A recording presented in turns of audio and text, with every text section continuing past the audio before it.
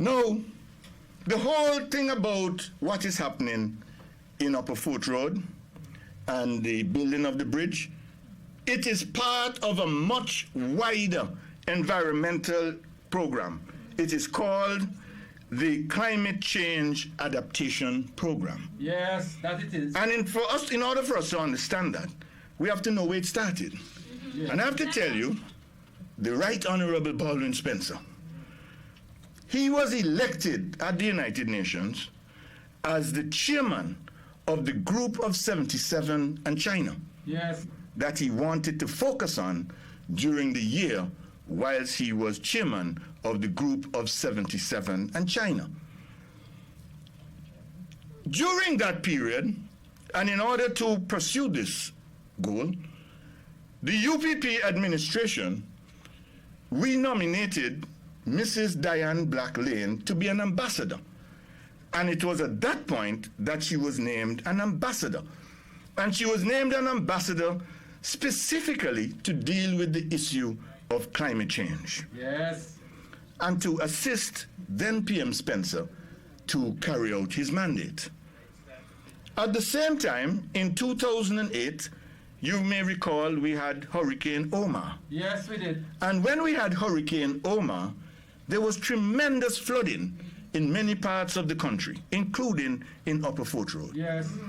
And so it was designed at that time, or we identified the issue at that time, whereby we had to address the question of flooding in Antigua and Barbuda. And climate change was the umbrella under which all of these issues, especially the issue of flooding, would be addressed as one of the consequences of climate change. Yes. And so it was decided that a project would be done in the Upper Fort Road area, the Yorks area, in Cashew Hill, and down at in Bowlands, West Palm Beach. And these were the areas. And we decided at the time that we would seek funding in order to deal with this issue. In 2008, I was the minister responsible for the environment. And I remember Mrs. Black Lane, I remember when she set about doing the work, seeking funding in earnest, the Global Environment Facility and other sources in order to tackle this flooding problem in Antigua and Barbuda. So by 2013, we were well on our way. And I just wish to ask those who are now jostling for the photo ops and now looking cheap praise. I just want to ask them, were you there in 2008 when the problem was identified? Were you there in 2010 when the consultations began? Yes. Ask them. Were you there in 2013 when we had discussions with the consultant who came here, compliments of the United Nations, a man by the name of Dirk Snyder?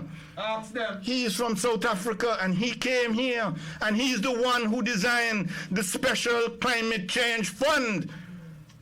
He's the one who did it. Ask them. Were you there when the documents were prepared in 2014 before you were elected and submitted?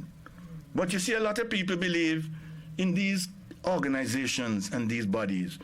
You're sending a document Monday and they get back to you by Friday. Isn't that so you go? And I can tell you, and you can go to the Environment Division, ask anybody who knows that it was not until 2016 that a response finally came in. That is facts. And that is where then they started to move. And when they responded and they embraced it, the Global Environment Facility, when they embraced it, they wanted to get some more details, as they would say, further and better particulars. Yes. And these were provided and it was sent back. And eventually the funding was approved once and for all. So the money that is being used even on these programs, some people believe is public works. Some people believe it's the government of Antigua and Barbuda. Not a thing or so. That's grant money. And the people who deserve the praise are the young, bright technicians who work in the Department of the Environment and in the Ministry of Finance. They're the ones who made it happen. And then you have these fakes and phonies who look in praise, Want to be. looking photo up and talking about promise made and promise kept. They do not even know how this thing happened. But boldface say, when you don't know, you just don't And the know. hardest thing The hardest thing, in the world ever know. the hardest thing in the world, of know. But that's it. So I just want to clarify that, you know, because the people who should really be getting the praise is the young Antiguans who really were up and down. And I have to tell you, Mrs. Black Lane, she's done well. She's done well for this country. Even right now, I can tell, even up to yesterday, she was cheering one of the big international sessions because she's done well. And we have to acknowledge that it was the UPP who appointed her as an ambassador to focus on climate change. Yes! And we must be proud of Antiguans and Barbudans General empowerment. when they go out and when they do well. You know, this is not to do with politics. This is just a simple matter where we have to give credit where credit is due and give Jackie jacket. So, you hear me? Were you there? That's the question for them. They know not, and they know not that they know not.